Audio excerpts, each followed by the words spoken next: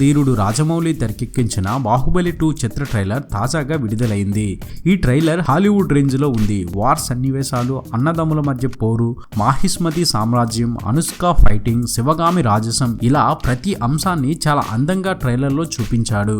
Trailer Baahubali 2 పై పెట్టుకున్న అంచనాలను పెంచేలా ఉంది.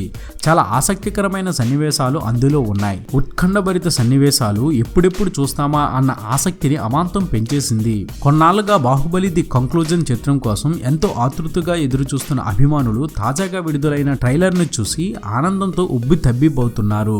బాహుబలి 2 చిత్ర ట్రైలర్ తెలుగు, తమిళ్, హిందీ భాషలలో విడుదలైంది.